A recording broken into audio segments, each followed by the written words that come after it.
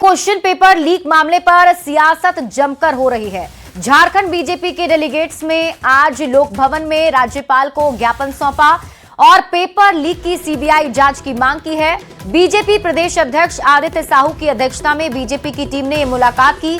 BJP प्रदेश अध्यक्ष ने कहा कि जब से राज्य में हेमंत सोरेन की सरकार बनी है तब से पेपर लीक का मामला बढ़ता जा रहा है। उन्होंने राज्यपाल से सीबीआई जांच की मांग की ताकि मुख्य सरगना का पता चल सके।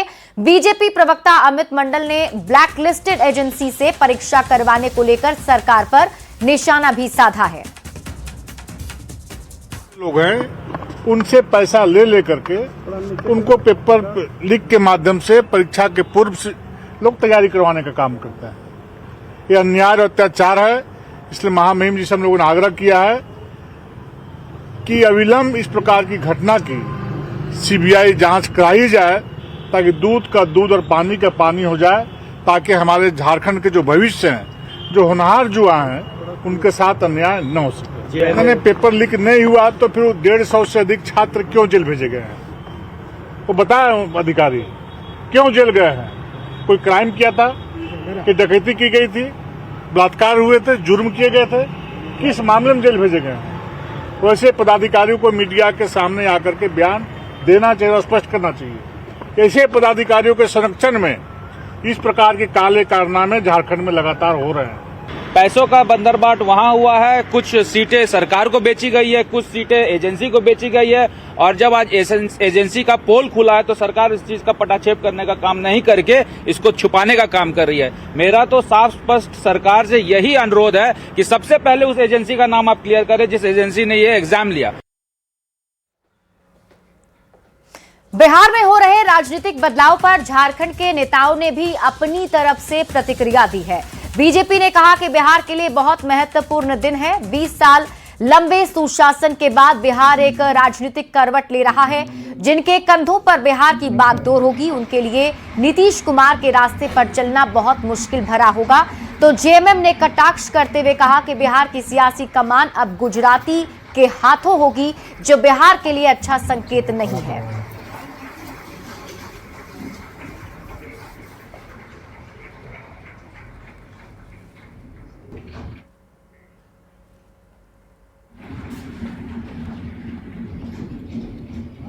झारखंड में विश्वविद्यालयों में कुलपति की नियुक्ति को लेकर सियासत तेज हो गई है।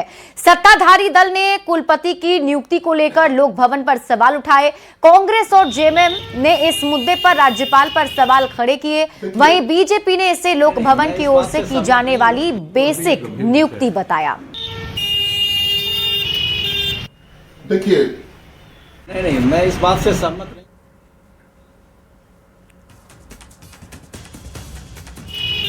तो ऐसे में महामहिम इस राज्य को किस प्रकार एक नैरेटिव सेट कर रहे हैं कि इस राज्य में कोई ऐसा प्रोफेसर नहीं, कोई ऐसा डीन नहीं जो कुलपति पद पर आसीन हो सके, जो कुलपति पद पर बैठ सके। तो ये महामहिम आरएसएस के लोगों को बैठाना चाह रहे हैं और शिक्षा का भगवाकरण करने का एक प्रयास भारतीय जनता पार्टी के द्वारा किया जा रहा है। नहीं, मैं इस बात से सहमत नहीं हूँ कि बाहरी और भीतरी का विषय नहीं, ये उच्च शिक्षा का विषय है और उच्च शिक्षा का पूरा विषय ये राज्यपाल के मातहत होता है। महामहिम राज्यपाल जी उसका पूरा अवलोकन करके जो उसका अपना जो नीतिगत विषय होगा उस सबका अनुपालन करके ही नियुक्ति उन्होंने किया होगा। ऐसा नहीं है, उसमें उच्च कोटि के शिक्षाविदों को प्राथमिकता दी जाती है स्वाभाविक रूप। गिरिडीह से आपको बड़ी खबर बताते हैं, जहां के जमुआ थाना क्षेत्र में जमीन विवाद को लेकर दो पक्षों के बीच जमकर मारपीट और पत्थरबाजी हुई। जानकारी के मुताबिक विवाद पहले कहासुनी से शुरू हुआ, जो देखते ही देखते हिंसक झड़प में बदल गया। दोनों ओर से लाठी डंडे और पत्थरों का इस्तेमाल किया गया, जिससे इलाके में अफरा तफरी मच गई। घटना में कई लोग घायल हुए हैं, जिनमें कुछ की हालत गंभीर बताई जा रही है। घायलों को स्थानीय अस्पताल में भर्ती कराया गया है। स्थिति की गंभीरता को देखते हुए पुलिस ने मौके पर पहुंचकर हालात को नियंत्रित किया और क्षेत्र में भारी संख्या में पुलिस बल तैनात किया। पुलिस मामले की जांच में जुटी है और दोषियों की पहचान की जा रही है।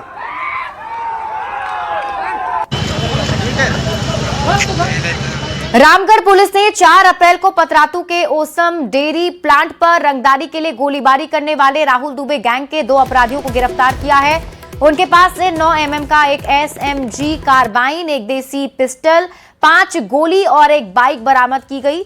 पकड़ा गया अपराधी करण करमाली गोला थाना क्षेत्र के साडम और शिवम मिश्रा पतरातू थाना क्षेत्र के जनता नगर का रहने वाला है। अपराधियों को पुलिस ने रामगढ़ जेल भेज दिया है। फायरिंग मामले की जांच के लिए SIT का गठन किया गया था, जिसने एंटी क्राइम चेकिंग के दौरान अपराधियों को गिरफ्तार किया और इस गिरफ्तारी को रामगढ़ पुलिस के लिए बड़ी सफलता मानी जा रही है। क्षेत्र के ही रहने वाले हैं और एक के कमर से पिस्टल और जिंदा गोली बरामद की गई है और साथ ही उसी बाइक पे थैला पे रखा हुआ एक कुछ सामान रखा गया था, जिसको चेक करने पर पाया गया कि उसमें कार्बाइन है जो कि लोडेड है और उसके साथ में उसमें भी जिंदा गोली बरामद की गई है। और साथ ही साथ इन लोग के द्वारा कन्फेस किया गया है, कबूल किया गया है कि अभी पिछले दिनों जो ओसम दूध फैक्ट्री पर जो गोली चलाई गई थी और वहाँ पे पर्चा छोड़ा गया था और लोगों में दहशत फैलाई गई थी, इसमें ये लोग शामिल हैं। और इसी बीच रुक कर लेते हैं बड़ी खबर की ओर। रांची से आपको इस वक्त की बड़ी खबर बताते हैं, जहां गर्भवती की संदेहास्पद मौत हो गई।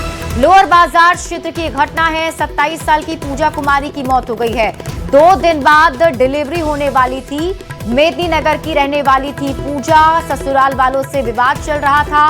पोस्टमार्टम के लिए रिम्स भेजा गया है शव। परिजनों की शिकायत पर जांच जारी है। तो रांची से आपको इस वक्त की बड़ी खबर बता रहे हैं, जहां एक गर्भवती महिला की मौत हो गई है। बताया जा रहा है गर्भवती महिला की संदेहास्पद मौत हुई। लोअर बाजार थाना क्षेत्र की घटना है। 27 साल की पूजा कुमारी की मौत हो गई। बताया जा रहा है कि 2 दिन बाद ही डिलीवरी होनी थी। मेदिनीनगर की रहने वाली पूजा बताई जा रही है। बोकारो से बड़ी खबर है, जहां से बहला फुसलाकर भगाई गई लड़की 4 महीने बाद नासिक से बरामद की गई है। दिसंबर में माराफारी थाने में नाबालिग की मां ने आवेदन दिया था और एक मोबाइल नंबर का जिक्र करते हुए बेटी को बहला फुसलाकर ले जाने का आरोप भी लगाया था। पुलिस ने जांच के दौरान लड़की को नासिक से बरामद किया है और आरोपी गोलू को गिरफ्तार किया।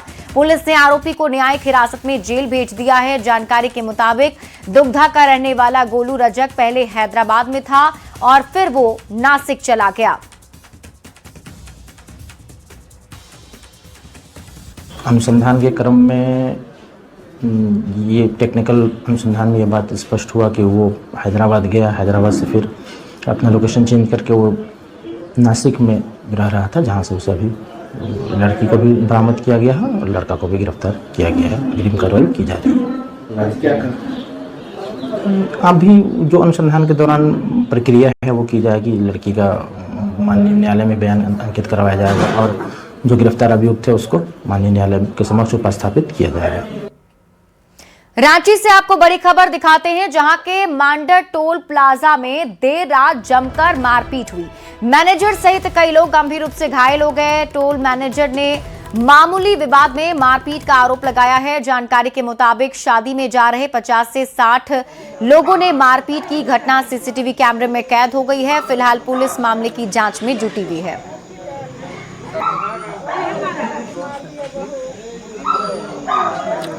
जामताड़ा में पुलिस ने छापेमारी करते हुए 2 युवकों को दबोचा है। मीरजाम थाना पुलिस को गुप्त जानकारी मिली थी कि कानगोई में अवैध तरीके से लॉटरी का संचालन हो रहा है, जिसके बाद पुलिस ने छापेमारी कर 2 युवकों को धर दबोचा। पुलिस दोनों युवकों से पूछताछ कर रही है। थाना प्रभारी ने कहा कि अवैध कारोबारियों को बख्शा नहीं जाएगा।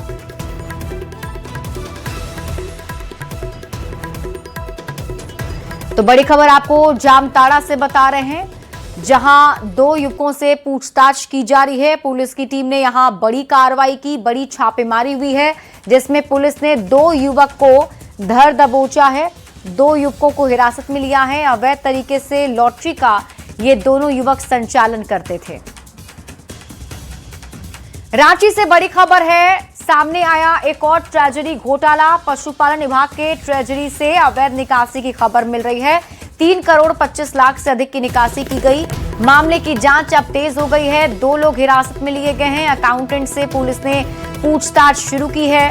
10 साल की ऑडिट में रकम और ज्यादा बढ़ सकती है, जो जानकारी अब तक मिल पा रही है। तो इस वक्त की बड़ी खबर आपको बता रहे हैं न्यूज 18 संवाददाता ओम प्रकाश अधिक जानकारी के साथ जुड़ गए हैं। ओम प्रकाश, अब रांची में भी ये जानकारी मिल रही है ट्रेजरी घोटाले की? जी बिल्कुल, बात करें तो इस बार जो है वो पशुपालन विभाग के ट्रेजरी अकाउंट में करीब है वहां पर 3 करोड़ 25 लाख रुपए की अवैध निकासी का मामला सामने आया है। और इस मामले को लेकर कोतवाली थाने में जो मामला है वो दर्ज भी किया गया है। फिलहाल 2 जो कर्मी हैं उन्हें जो है अकाउंटेंट जो है संजीव कुमार और मुनिंद्र को हिरासत में लिया गया और उनसे पूछताछ की जा रही है।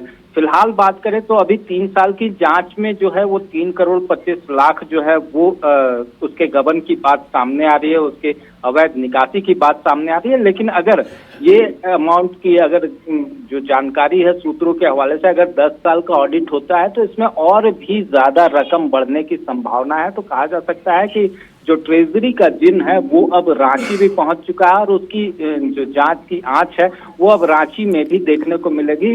पशुपालन विभाग में हालांकि ये कहा जाए तो झारखंड में मिला, रांची में मिला है, जिसकी जांच अब तेज हो चली है। तो देखना होगा कि पूरे मामले में क्या कुछ खुलासे होते हैं। लेकिन जिस तरह से ये पूरी तरह से घटना हुई है, ये बड़ा सवाल उठाता है कि ट्रेजरी में जो अकाउंटेंट हैं वो किस तरह से इस पूरी घटनाक्रम को अंजाम दे रहे थे। क्या उनके ऊपर कोई अकाउंटेबिलिटी नहीं थी? क्या इस पूरे मामले में जो विभाग का जो ट्रेजरी है, जो ऑडिट है, वो समय पर नहीं हो रही थी, जिस कारण ये तमाम चीजें सामने नहीं आ रही थी? तो ऐसे कई सवाल हैं जिसे लेकर अब पड़ताल की जरूरत है। ठीक है, आप इस खबर पर नजर बनाकर रखिए। शुक्रिया इस अपडेट के लिए ओम प्रकाश। हजारीबाग में भी ट्रेजरी घोटाले के खुलासे ने राज्य की वित्तीय व्यवस्था पर गंभीर सवाल खड़े कर दिए हैं। जिला प्रशासन की ओर से 8 साल में 15 करोड़ रुपए से अधिक की अवैध निकासी की पुष्टि की गई है, जबकि आंकड़ा लगातार बढ़ने की बात भी कही जा रही है। इसे लेकर भी सियासत गर्माती जा रही है। सांसद मनीष जायसवाल ने दावा किया कि ये चारा घोटाला से भी बड़ा घोटाला साबित हो सकता है। ट्रेजरी की सुरक्षा में सेंधमारी को उन्होंने प्रशासनिक विफलता बताया और व्यापक जांच की मांग करते हुए दोषियों के खिलाफ कड़ी कार्रवाई की मांग की है। करना चाहिए और पूरे ट्रेजरी को एक बार फिर से वेरीफाई करके जो है उसके सैंटिटी को बरकरार होना चाहिए। इस देश के, इस राज्य के खजाने का एक एक पैसा, ये जनता का पैसा है, उसका अकाउंट और उसका प्रयोग बिल्कुल जनता के अनुरूप होना चाहिए, जनता के हितों के लिए होना चाहिए। इसको लूटने का अधिकार जो है वो किसी को नहीं है। तो जिला प्रशासन को भी चाहिए और राज्य सरकार को चाहिए कि कम से कम, हमको लगता है कि पूरे स्टेट का विषय बनेगा। अगर पूरा जांच हो तो ये पूरा राज्य में बनेगा।